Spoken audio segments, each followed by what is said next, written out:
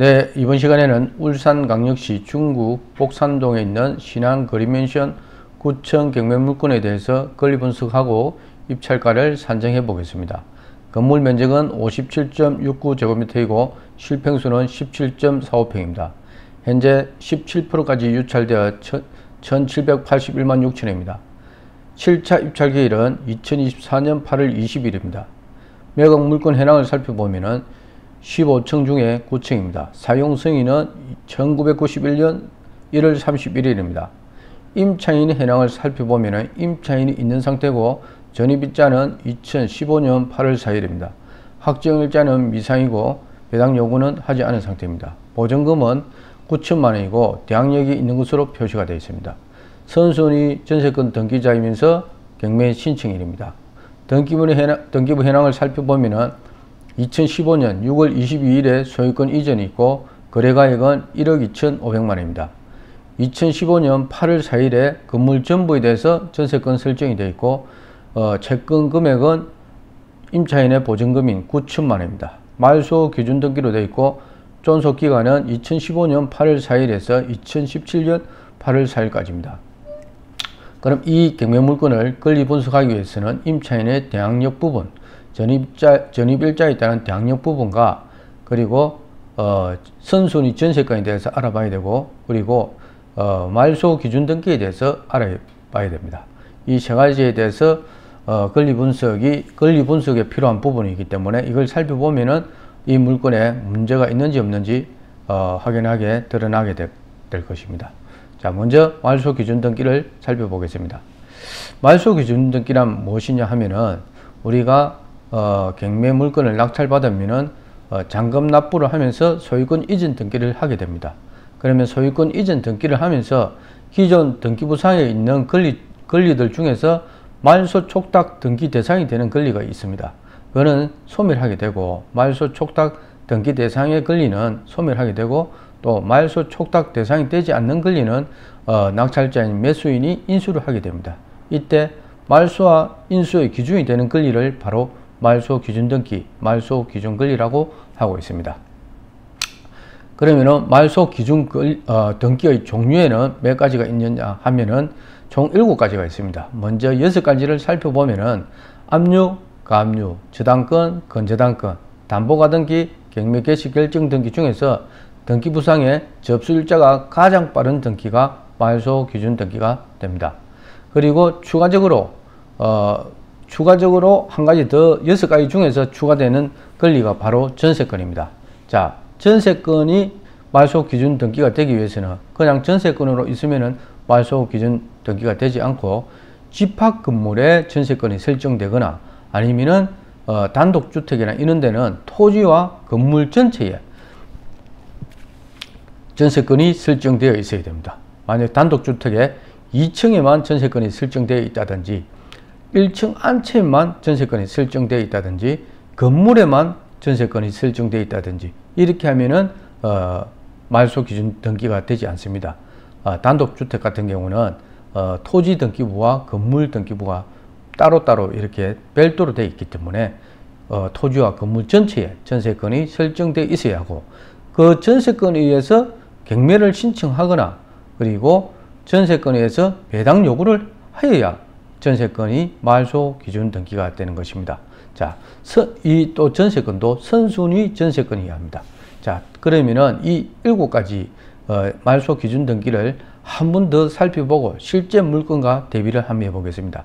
자, 말소 기준 등기는 7가지가 있는데 먼저 6가지는 등기부상에 압류, 가압류, 저당권, 건저당권, 담보가 등기, 경매 개시 결정 등기가 있을 경우 등기부상에 접수일자가 가장 빠른 등기, 이 6가지 중에서 접수일자가 가장 빠른 등기가 말소 기준 등기가 됩니다.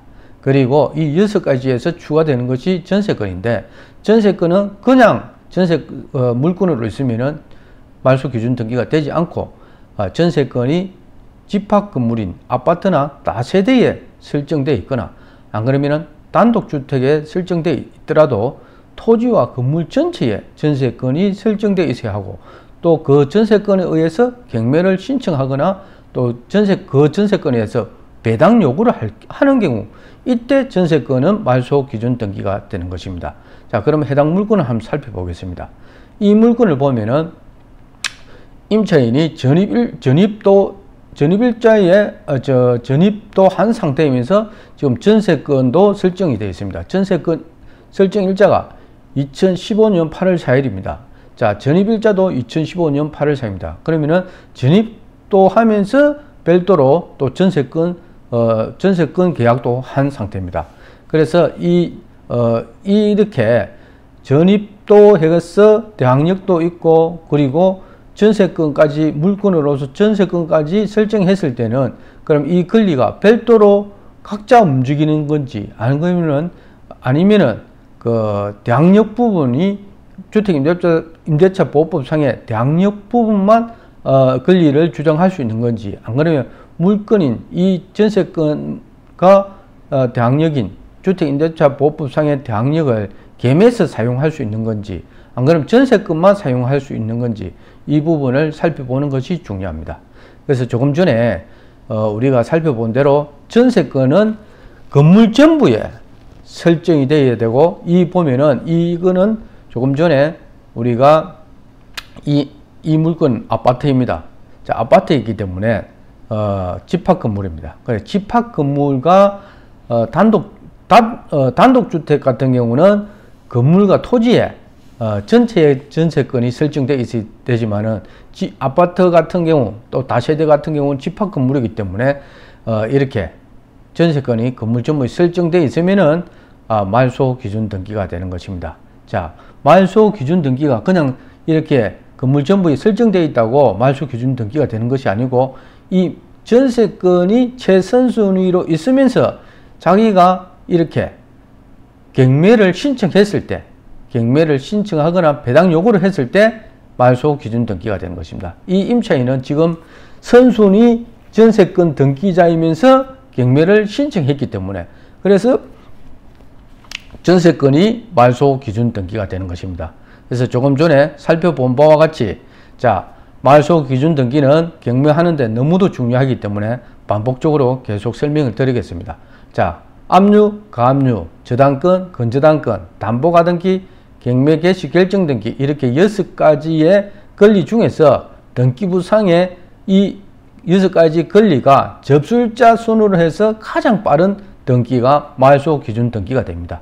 이 6가지 외에 추가되는 것이 전세권인데, 전세권은 이렇게 집합건물은 아파트나 다세대를 말합니다. 그러니까 아파트나 다세대에 전세권이 설정되어 있거나 아니면 단독주택이나 다가구에 설정되어 있을 때는 토지 건물 전체에 전세권이 설정되어 있어야 되고, 그냥 설정되어 있는 것으로 말소 기준 권리가 되는 것은 아니고, 설정되어 있면서 그 전세권에 의해서 경매를 신청하거나 아니면 그 전세권에 의해서 배당 요구를 신청했을 때 전세권이 말소 기준 등기가 되는 것입니다. 그래서 이 물건에서 전세권이 말소 기준 등기가 된 것은 바로 이 임차인이 선순위 전세권 등기자이면서 경매를 신청했기 때문에, 그래서 지금 전세권이 말소 기준 등기가 되는 것입니다. 그래서 최선순위 전세권으로 집합 건물에 되어 있으면서 또 자기가 이 전세권에 의해서 지금 경매를 신청했기 때문에 이 물건이 말소 기준 등기가 되는 것입니다. 조금 전에 살펴본 대로 이 경매 물건에서는 지금 3가지의 권리가 있지만은 이 소유권은 지금 말소 기준 권리가 그 속에 포함되지 않기 때문에, 자, 소유권은 되지 않고, 전세권은 그냥 건물 전부에 그냥 있으면은 말소 기준 등기가 되지 않는데, 자기가 최선순위 전세권이 있으면서 경매 신청을 했기 때문에 말소 기준 등기가 되는 것입니다. 그럼 이 말소 기준 등기에 보다 앞선 권리와 뒤에 오는 권리는 어떻게 소멸과 인수 차이에 대해서 한번 또 살펴보겠습니다. 자, 이렇게 말소 기준 권리가 이렇게 7가지가 있으면은, 자, 말소 기준 권리보다 앞서는 권리를 선순위라 합니다. 그리고 말소 기준 권리보다 뒤에 오는 순위를 후순위라 합니다. 그럼 선순위는 낙찰자가 인수를 해야 됩니다. 그리고 후순위는 인수를 하지 않습니다. 그러면 이 선순위에 오는 권리가 보통 뭐가 있냐면은 법정지상권이라든지 그다음에 여러 가지 권리가 있습니다. 가처분도 있을 수 있고 가등기도 있을 수 있고, 근데 대부분이 우리가 아파트 같은 경우는 임차인의 전입일자가 빠른 경우, 자 이를 보면은 말소 기준 권리인 이 물건에서도 임차인의 전입일자가 지금 보면은 말소 기준 등기인 전세권 설정일자는 2015년 8월 4일인데 임차인의 전입일자는 2015년 8월 동일 날짜입니다. 지금 보니까 동일 날짜네요.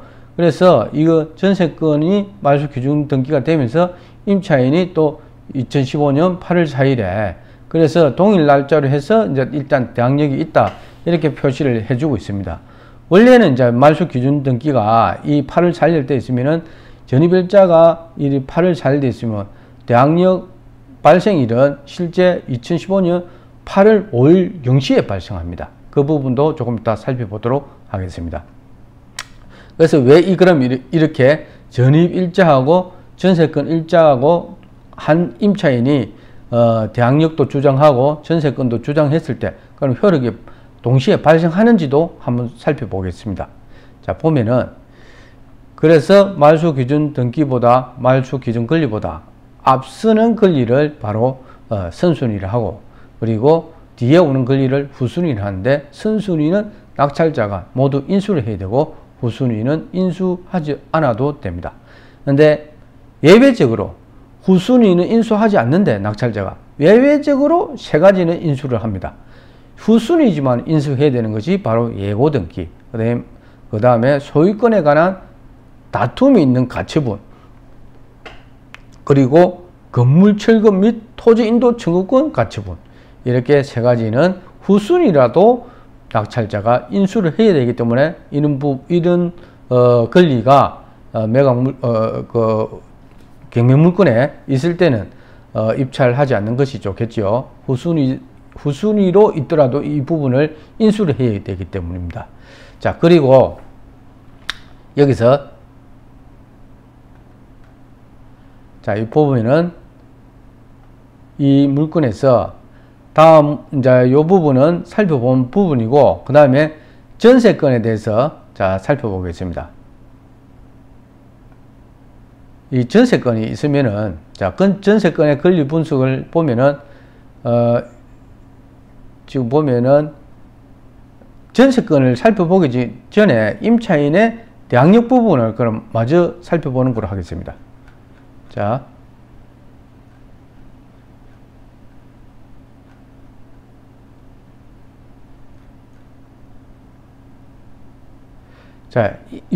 이 물건에서 지금 임차인의 그 전입일자가 2015년 8월 4일입니다. 2015년 8월 4일이면 대항력이 대항력권은 그럼 어떻게 갖추어야 되는지, 대항력 발생일은 언제인지 이거를 이 물건을 통해서 알아보는 게 중요해 보입니다. 자 보면은 자 일단 대항력이 임차인에게 대항력이 있으면은 경매가 되더라도 보증금 임차인은 보증금을 전부 반환받을 때까지 그 자기가 지금 계약하고 있는 부동산이 경매가 들어가더라도 그 경매가 진행되고 낙찰되더라도 그 임차인은 보증금을 전부 반환받을 때까지 해당 부동산을 비워주지도 않아도 되는 권리가 바로 임차인의 대항력입니다. 그래서 그러면 대항력을 갖추려고 하면은 주택임대차보호법 3조에는 어떤 요건을 갖추고 있어야 대항력이 발생하냐면은 일단 대항요건을 갖춰야 됩니다. 자, 말소 기준 등기보다 일찍 이렇게 전입과 인도, 이게 바로 대항요건입니다. 대항요건이 바로 전입과 인도인데, 인도는 국가기관에서 확인을 하지 않고 전입은 전입신고라든지 주민등록 신고를 하면서 알 수가 있습니다. 그래서 그러면은 주민등록 전입 1차 다음날 0시에 대항력이 발생하게 됩니다. 그래서 말소 기준 등기 조금 전에 살펴본 대로 7가지보다 더 앞서서 이렇게 대항요건 전입과 인도를 갖추면은 대항력이 발생하게 되는 것입니다. 근데 이거 지금 전입과 인도가 선순위 권리, 즉 역시 여기서 선순 권리란 것은 바로 말소 기준 등기보다 이 대항 요건이 더 늦으면은 대항력이 인정되지 않습니다. 그래서 말소 기준 등기보다 앞서서 전입과 인도를 갖춰야 대항력이 발생하지, 자기가 전입과 인도를 이 말소 기준 등기보다 뒤에 전입과 인도를 갖추면은, 대항 요건을 갖추면은 대항력이 발생하지 않는다는 거, 이게 너무도 중요하니까 반드시 기억하시고, 그러면 전입과 인도를 갖추면 언제 대항력이 발생하는지. 자, 대항 요건은 대항력과 대항 요건 다릅니다. 대항 요건은 전입과 인도를 갖추는 걸 대항 요건이라고, 이 대항력이란 거죠. 힘이 언제 발생하냐 겁니다. 이 권리에 대해서. 그래서 전입과 인도를 하면은 그 전입 일자 다음날 0시에 이 대항력이 발생하게 됩니다. 자, 여기 보면은, 자, 대항력의 효력 발생일은 그럼 언제냐 하면은, 주민주택의 인도와 주민등록을 모두 마친 다음날 0시에, 0시부터 대항력의 효력이 발생하게 되는 것입니다. 근데 이거 보면은, 우리가 뭐 인도는 확인이 되지 않지만은, 근데 꼭 따진다고 대항력 기산일을 꼭 따지려고 덤비면은, 이 인도와, 주택의 인도와 주민등록 중에 늦은 날짜를 기준으로 한다는 것. 대항력 기산일을 할 때 늦은 날을 기준으로 해 다음날 0시에 대항력이 발생한다. 근데 인도는 거의 따지지 않기 때문에 주민등록 날짜로 해서 주민등록 전입신고를 해서 한 날짜에 그 다음날 0시에, 그 다음날 0시에 대항력이 발생한다는 게 중요해 보입니다. 그래서 여기 보면은 이 물건에서 전입일자가 2015년 8월 4일입니다. 그러면은 대항력 발생일은 2015년 8월 5일에 이 대항력이 발생합니다. 이 물건은 전세건이 지금 말소 기준 등기가 되어 있는데, 여기는 보면은 2015년 8월 4일입니다. 그러면은 여기 대항력 발생일은 전입은 2015년 8월 4일 날 했지만은 대항력 효력 발생일은 2015년 8월 5일이기 때문에 사실 임차권이 하루 늦습니다. 늦는데도 그럼 전세권도 전세권의 권리도 주장할 수 있고 임대차 보호법상의 대항력도 주장할 수 있는지, 그걸 한번 살펴보도록 하겠습니다. 그래서 이 부분은 지금 법상에는 이 대항력이 있다 없다가 없습니다. 왜 그러냐면 지금 법에는 주택임대차 보호법상에는 조금 전에 살펴본 대로 이렇게 나와 있습니다. 주택의 인도와 주민등록을 모두 마친 다음날 0시에 대항력이 발생한다는 것입니다. 이렇게 되어 있기 때문에, 그러면 여기서 이 물건은 대항력은 그러면 2015년 전입일자가 2015년 8월 4일이니까 그 다음날 0시, 8월 5일 0시에 대항력이 발생하는 겁니다. 근데 이 전세권 말소 기준 등기는 2015년 8월 4일 바로 효력 발생을 합니다. 그래서 이 지금 물건인 전세권보다 이 대항력 발생일이 하루 늦습니다. 늦는데도 이 권리를 다 주장할 수 있는지 법에는 나와 있지 않지만은 그 부분이 지금 대부분 판례에 나와 있습니다. 그 부분을 한번 살펴보도록 하겠습니다. 이 보면은, 자, 이 부분에 대해서 최고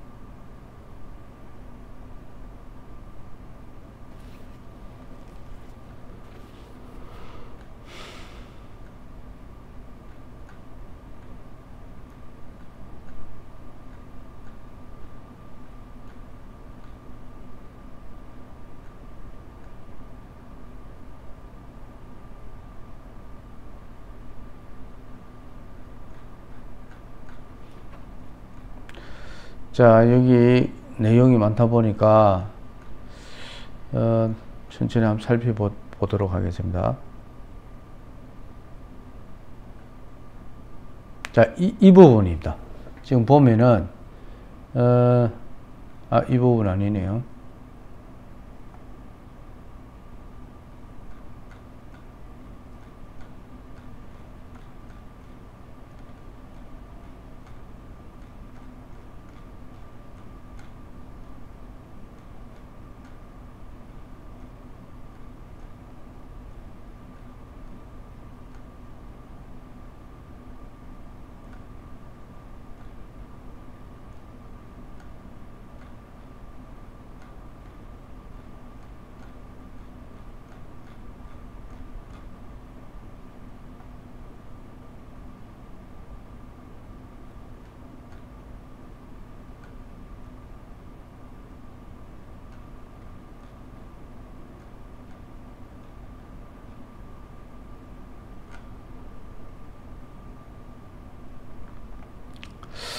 이 부분에 있는 걸 잘못 살펴봤네요.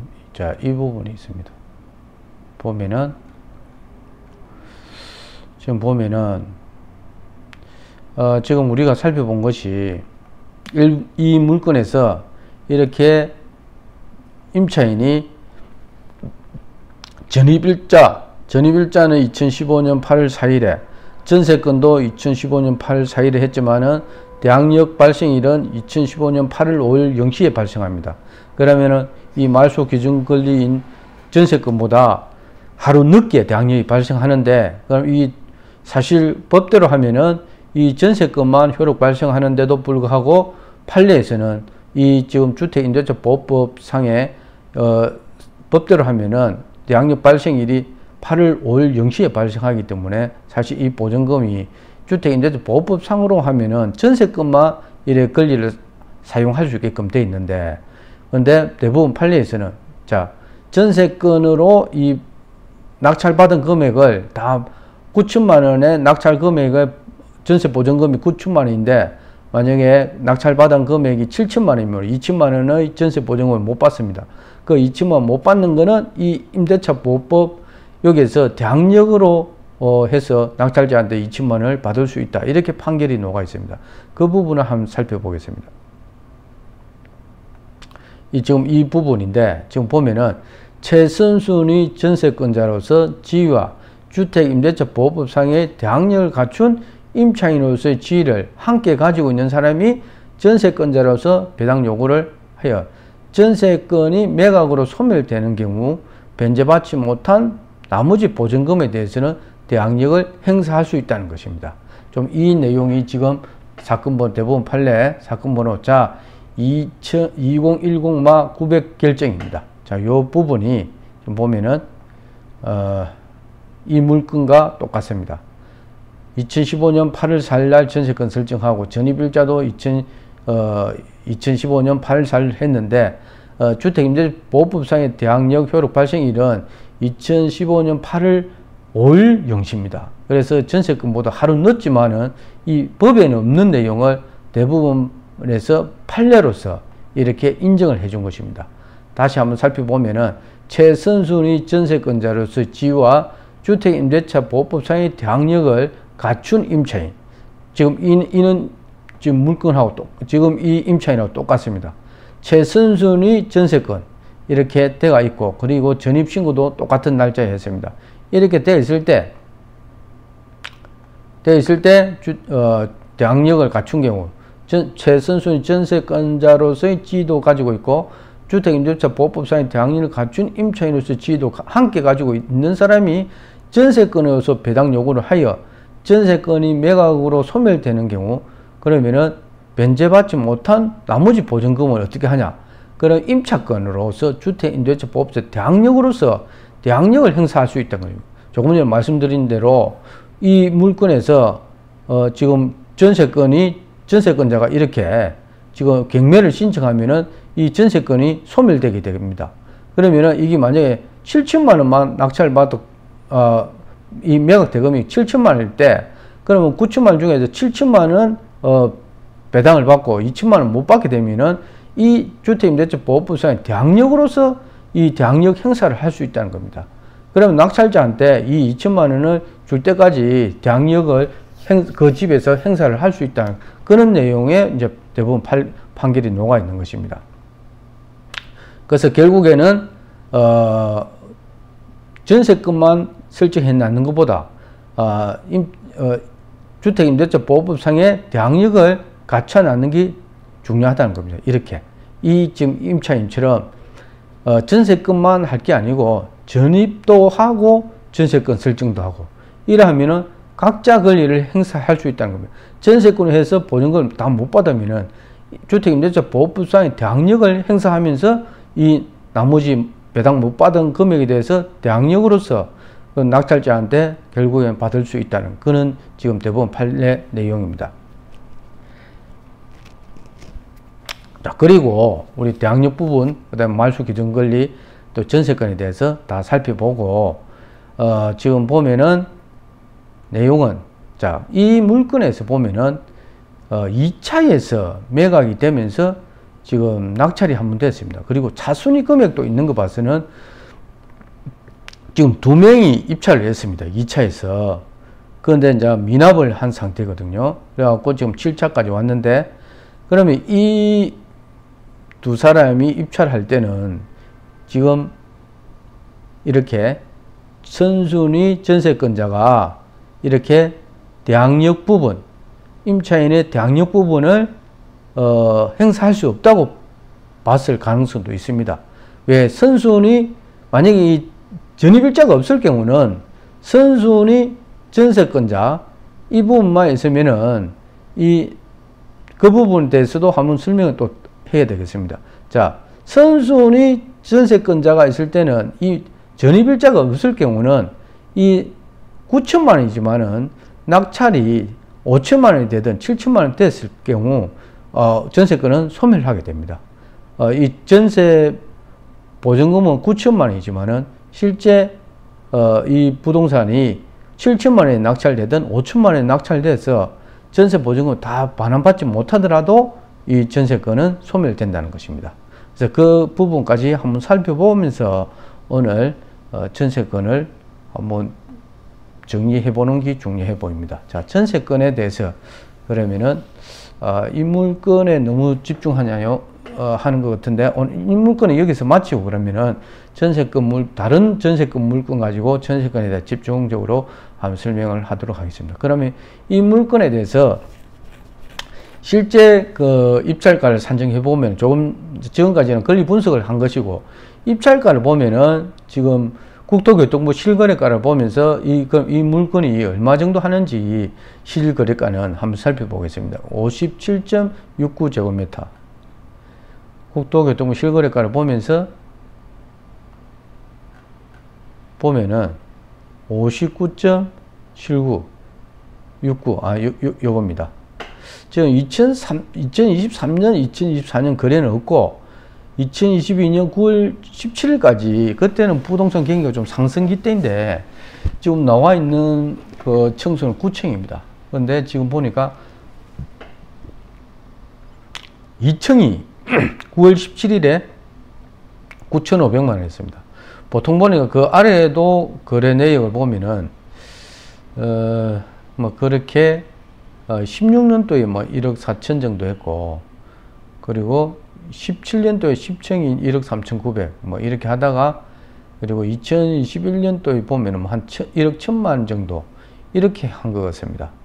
그래서 저 아파트가 좀 오래됐기 때문에 실제 지금 2022년도 같으면은 지금 2024년도인데 지금 전체 내역을 보면은 뭐 9천만 원 미만은 없지만 한 번 있네요. 2012년 3월 달에 8,500이 있는데 우리가 볼 때는 지금 한 9천만 원 정도 보이네요. 이 실거래가가. 그래서 지금 이 실거래가를 9천만 원을 보면은 지금 7차 2024년 8월 20일에 최저 매각 가격이 1,781만 6천원입니다. 근데 이 금액하고 이 지금 임차인의 보증금하고 합해야 됩니다. 이건 다 인수기 때문에 배당 받지 못한 금액은 다 인수를 해야 되기 때문에 결국에는 이 금액과 이 금액을 합치면은, 자, 그러면 이 금액에서 한번 살펴보게요. 배당표를 보면은, 자, 6천, 저 금액에 입찰을 하게 되면 6,732만 5천원입니다. 그러면은 결국에는 지금 입찰 가격하고 합치면은 뭐 거의 한 9천만 원 되죠. 그래서 결국에는 그럼 이 아파트를 한 뭐 9천만 원에 지금 낙찰 받느냐, 그 부분인데, 이번에 이 입찰을 하지는 않을 것 같아요. 보니까 뭐 수익이 보장되지 않기 때문에 꼭 필요한 거주 목적으로 하는 사람은 뭐 들어갈까, 그러지 않고는 들어갈 것 같지 않습니다. 한 번 더 유찰되면은, 유찰돼도 뭐 보면은 그렇게 매력이 있는 그건 아니네요.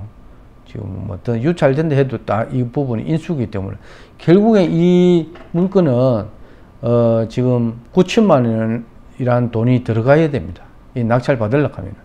하여튼 낙찰자한테는 9천만 원 들어가기 때문에 이 물건은 그냥 그 권리 분석하는 거로 보고 입찰은 뭐 하지 않는 게 좋을 것 같습니다. 이 물건은 전세건이 저리 선순위로 설정돼 있을 때 임차인이 이렇게 전입일자를 이렇게 해두면은 선순위 전세건의 권리도 주장할 수 있고, 또 그 전세건으로서 배당받지 못하는 거는 주택임대차 보호법상의 대항력으로서 또 대항력 행사를 할 수 있구나. 각자의 권리를 다 행사할 수 있구나. 그 정도 아는 것이 오늘 이 물건 권리 분석한 거에 대해서 어떤 보람이 있는 그런 시간인 것 같습니다. 이 물건을 입찰하고 그럴 필요는 없을 것 같습니다. 그래서 오늘은 여기서 강의를 마치도록 하고, 아직 구독하지 않으신 분들은 구독 신청하시면서 계속 강의를 들으시면 되겠습니다. 오늘 강의는 여기서 마치도록 하겠습니다.